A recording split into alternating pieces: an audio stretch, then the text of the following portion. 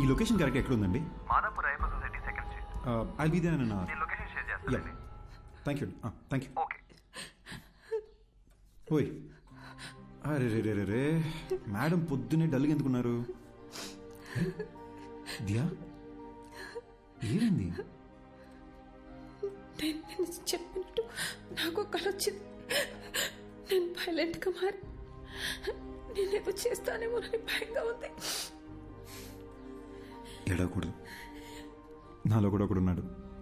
నువ్వు వైలెంట్ అయితే ఈడు ఊరుకుంటాడా ఏంటి? ఓకేనా? On a more serious note, మన వాట్సాప్ డీపీలో మనకొకరికే ఇంకెవరో కనిపిస్తున్నారు అనుకుంటా. లేకపోతే ఈ పార్టీకి మన ఫ్రెండ్స్ ఎవరో ఒకరు మనకు ఫోన్ చేసి ఉండాలి కదా.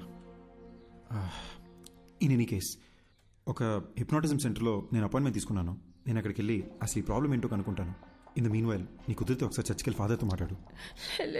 దియా Diya Diya Diya, you have to stay strong. ఏడకూడదు, ఓకేనా?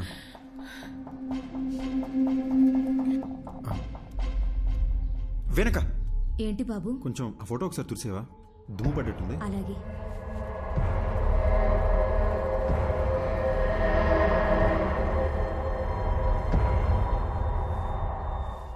అది దుమ్ము కాదు బాబు, షర్టు కలరే అలా కనిపిస్తుంది.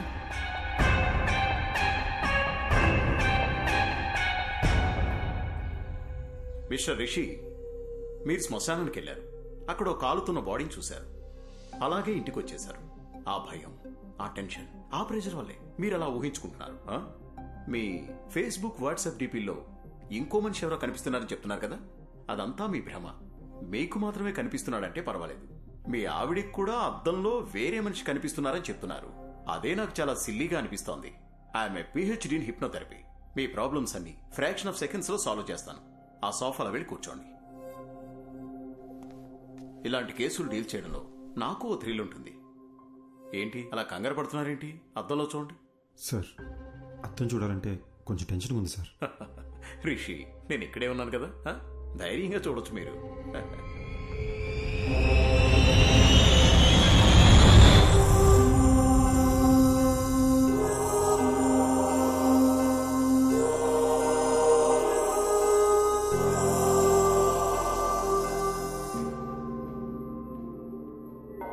ఫాదర్, అద్దంలో కనిపిస్తున్న ఆ అమ్మాయి చనిపోయి తన ఆత్మ నాలో ప్రవేశించిందా ఫాదర్?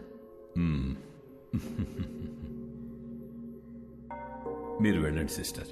బైబిల్లో హోలీ స్పిరిట్ అనే ఒక పదం ఉంది. అంటే పరిశుద్ధమైన ఆత్మ. ఆ ప్రభువుకి సేవ చేసే ఆత్మలనే ఏంజిల్స్ అంటాము.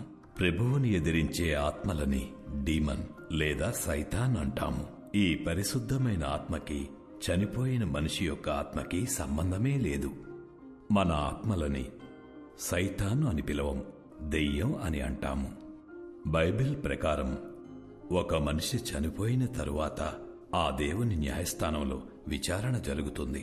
మనం చేసిన పాపపుణ్యాలను బట్టే మన ఆత్మ స్వర్గానికి వెళ్లాలా లేక నరకానికి వెళ్లాలా అని అక్కడ నిర్ణయిస్తారు. కానీ ఒక మనిషి ఆత్మ ఈ భూమి మీదే ఉండి ఇంకో మనిషి శరీరంలోకి వెళ్లడం గురించి బైబిల్లో ఎక్కడా ప్రస్తావించలేదు. కానీ ప్రకృతిలో ఎవరికీ అర్థం కాని కొన్ని విషయాలు జరుగుతూ ఉంటాయి. 400 సంవత్సరాలకు పూర్వం గ్రీస్ పక్కన ఒక గ్రామంలో ఓ చిన్న పిల్లవాడికి అద్దంలో ఒక పెద్దాయన రూపం కనిపించింది. ఆ ఊరి వాళ్లు భయంతో ఆ పిల్లవాడిని చంపేశారు. ఆ సంఘటనను లైబ్రరీలో భద్రంగా దాచిపెట్టారు. చదివిన విషయాన్ని ఇప్పుడు నేరుగా చూస్తున్నా. రిషి, ఇప్పుడు నేను మిమ్మల్ని హిప్నటైజ్ చేసి నిద్రలోకి పంపి మీ ఇన్నర్ మైండ్లోకి నేను వెళ్ళబోతున్నాను. అద్దంలో కనిపిస్తున్న మనిషికి సంబంధించి మీ ఇన్నర్ మైండ్లో ఏముందో తెలుసుకుని దాన్ని బేస్ చేసుకుని మిమ్మల్ని ఎలా ట్రీట్ చేయాలో డయాగ్నైజ్ చేద్దాం. మీరిప్పుడు నా థంబ్ ఫింగర్ మాత్రమే చూస్తున్నారు, నా వేలినే చూస్తున్నారు. Focus on my thumb finger. Full కాన్సంట్రేషన్తో మీరు నా వేలిని చూస్తున్నారు.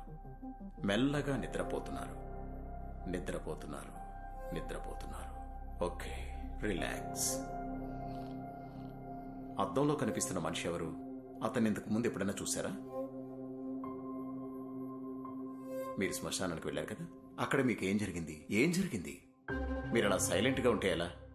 మీరు చెప్తే కదా నాకు తెలిసేది. మీరు మాట్లాడకుండా అలా సైలెంట్గా ఉంటే ప్రాబ్లం ఎలా సాల్వ్ అవుతుంది? హలో, మీరేనా చెప్పండి, అసలు ఈయన బాడీలోకి మీరు ఎలా వచ్చారు? హలో, ఎక్స్క్యూజ్ మీ, మీరు నిద్రపోయి ఆయన నిద్రపోతే నాకు ఆన్సర్ ఎవరు ఇస్తారండి? టెక్నాలజీ అడ్వాన్స్ అయ్యే కొద్దీ చాలా రియలిస్టిక్ గా తీస్తున్న హారర్ మూవీస్, ఈ దెయ్యాలకు సంబంధించిన యూట్యూబ్ వీడియోలు ప్రజలకు దెయ్యం ఉందని నమ్మిస్తున్నాయి. అనవసరంగా కంగారు పడకండి. మెడికల్ సైన్స్ ఎంతో డెవలప్ అయ్యింది. దీనికి అడ్వాన్స్ ట్రీట్మెంట్ ఉండే ఉంటుంది. ఇటువంటి సమస్యలు వచ్చినప్పుడు ప్రభువుని నమ్ముకుని మనోధైర్యంతో ముందడుగు వేయాలి. భయపడకమ్మా, you will be all right. God bless you my child. ఇది చాలా కాంప్లికేటెడ్ కేసు. మీరు కోఆపరేట్ చేయకపోతే మీకే ఇబ్బంది అవుతుంది. పబ్లిక్ లో తిరగలేరు, అర్థం చేసుకోండి. Try to understand the situation ఋషి. అరే బట్ట, ఎస్,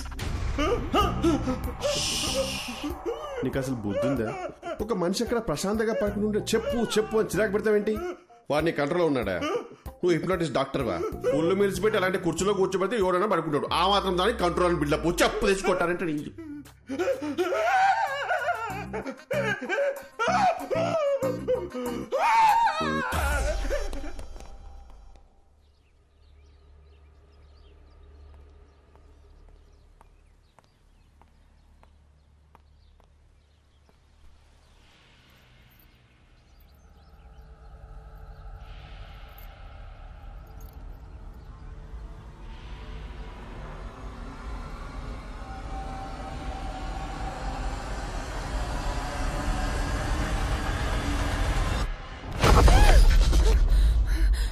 ఏమైంది? ఏం లేదు అత్తయ్య, చూస్తున్నానంతే. ఏంటమ్మా ఇది ఇంత ఇర్రెస్పాన్సిబుల్ గా ఉన్నారు? రాత్రంతా ఫోన్ ట్రై చేస్తుంటే ఎవ్వరూ ఎత్తరే, నువ్వు ఎత్తవు, నా కొడుకు ఎత్తడు. నేను ఎంత భయపడతానని కొంచెం కూడా ఆలోచన లేదా మీ ఇద్దరికి? కాదత్తయ్య, మీకు టెక్స్ట్ చేయాలనుకున్నాను కానీ నిద్ర వచ్చి పడుకున్నాను అత్తయ్య. నాకెందుకో నిన్ను చూస్తుంటే అబద్ధం చెప్తున్నట్టే ఉంది. ఉండు, వాడికే ఫోన్ చేసి కనుక్కుంటా. అత్తయ్య నేనే మీకు చెప్దామనుకున్నాను. రిషి బాత్రూంలో కాలు జారి పడిపోయాడు. ఏంటి? బాత్రూమ్ లో జారి పడ్డా? బుద్ధుందా నీకు? అసలు ఫోన్ చేసి చెప్పాల్సిన విషయం మానేసి ఏదేదో చెప్తున్నావు. అసలు అలా ఎలా పడ్డాడు?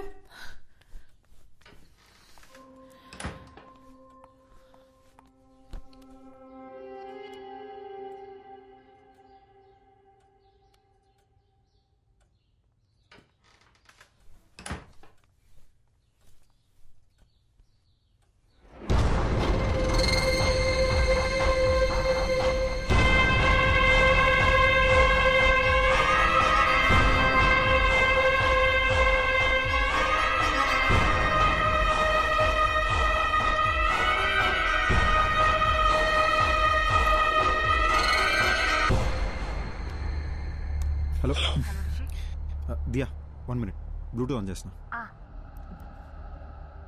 హలో, వినిపిస్తుందా? ఎన్నిసార్లు ఫోన్ చేయాలి నీకు? టెన్షన్తో నా తల పగిలిపోతుంది. డాక్టర్ దగ్గర ఉన్నాను కదా దియా, ఆయన చెక్ చేస్తుంటే ఫోన్ ఎలా ఎత్తున్నావు? ఓకే, డాక్టర్ ఏమన్నారు? టాబ్లెట్స్ వేసుకుంటే ఓకే అయిపోతుంది అన్నారు. చర్చ్ ఫాదర్ దగ్గరికి వెళ్ళావా? ఆయన ఏమన్నారు? ఏ విషయం క్లారిటీగా చెప్పలేదు. కంగారు పడొద్దు, ధైర్యంగా ఉండమని చెప్పారంతే. అసలు విషయం మర్చిపోయాను. ఇప్పుడే అత్తే వచ్చి వెళ్ళారు. అమ్మొచ్చిందా? అవును, మన ఫోన్ ఎందుకు ఎత్తలేదని బాగా తిట్టారు. గట్టిగా అడిగేసరికి నువ్వు బాత్రూంలో స్లిప్ అయి పడిపోయావని చెప్పాను. నిన్ను అడిగితే నువ్వు కూడా అదే చెప్పు, సరేనా? నేను చూసుకుంటాలే. రిషి, ఒంటరిగా ఉండాలంటే చాలా భయం వేస్తుంది. త్వరగా వచ్చేసాయి. ఓసారి నా శ్మశానం దగ్గరికి వెళ్ళి ఇలాంటి ఇద్దరు ఎవరైనా చనిపోయారేమో అని చెక్ చేసుకుంటా. నువ్వేం టెన్షన్ పడకు, నేను తొందరగా వచ్చేస్తాలే.